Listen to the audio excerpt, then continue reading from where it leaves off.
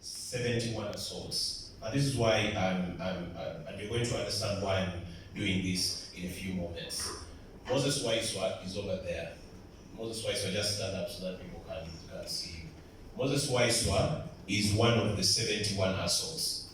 I am one of the 71 assaults. If just those two police officers had not acted in the way they had, then these cases would be down to what? 69. So it starts from each individual police officer deciding, or commander for that matter, deciding to say, this is not going to happen, and if you see a journalist in the field, protect them as much as you can. Do not point your guns in their direction. And it's unfortunate that I have been in places, I covered the whole campaign until I was beaten off it. Most of us left the campaign trail, not by our own accord. Whoever got beaten left. You get beaten, then you leave, you go for treatment.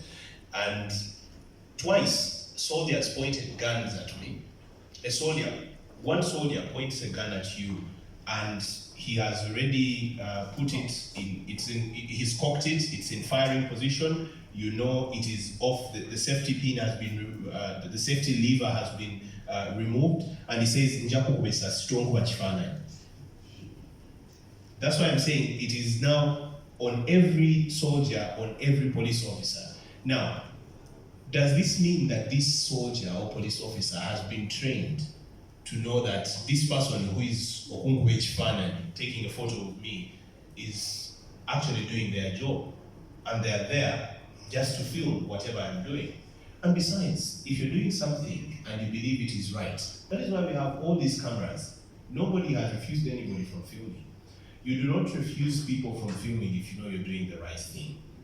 So for me, I think the report is factual, but it's also disappointing that we come here to talk about violence against journalists as some of our colleagues are on trial, others are undergoing treatment, and others, like me, have trauma from whatever happened to us at the hands of the security forces. So, which resilience are we talking about? Is it the resilience of journalists to always bounce back, as the definition of the word is, whenever we are beaten, or it is the resilience of security forces to always bounce back every year and take the gong for having beaten the most journalists again every year? It's very unfortunate that when I was going to cover the political campaigns for an opposition political candidate, I was given a bulletproof vest and a ballistic helmet. My friends who were going to cover the incumbent were not given the same.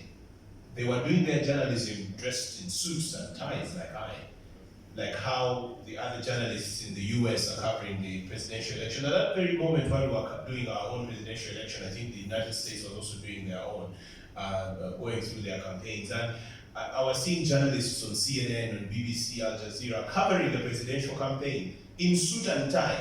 And here I was, in a bulletproof vest, covering a presidential election.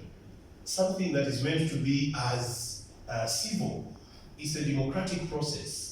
And you expect to be, talking to intellectuals, or at least people who are trying to be so.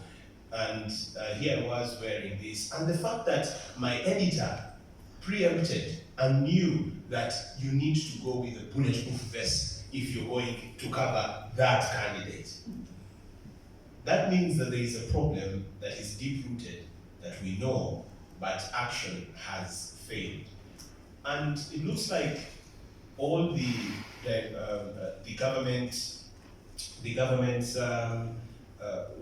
most of the things that the government did during this campaign period were against journalism of the source. I'll just talk about switching off of the internet. This was also directed at the dissemination of information, if you look at it in a way. So it was stifling citizen journalists like Andrew here put it out so well. And this also goes all the way to the top of the security bar in this country, and that is the president. The president goes on record on national television. He's been quoted various times calling journalists rumormongers, and this report has put it very clear. If the president of the country does not come out to say journalism is not a crime, in his own words, he can decide to put it any way that he wants. But if he does not say that, then we'll have a Martin Okoth Ochola say, we shall beat you for your own, we shall beat you for your own good. We shall have people under Martin Okoth Ochola beating us because they have seen their boss say those things, and their topmost bosses calling us rumormongers and paupers and people who are just there spreading false information.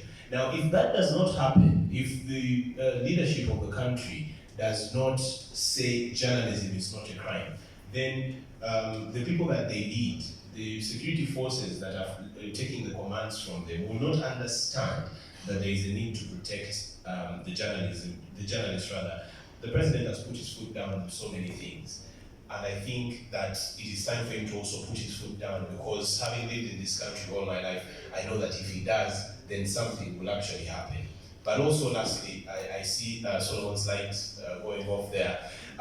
We need some goodwill from the people who, from the agencies that are meant to support us as journalists. If we are facing off with the army and the police and all these people, and then there are agencies, there is the National Association of Broadcasters, the Editors Guild, the Media Council.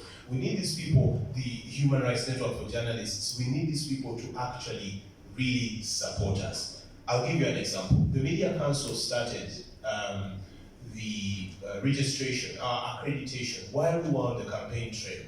And when this happened, all of us looked at it as a direct attack on us, the journalists.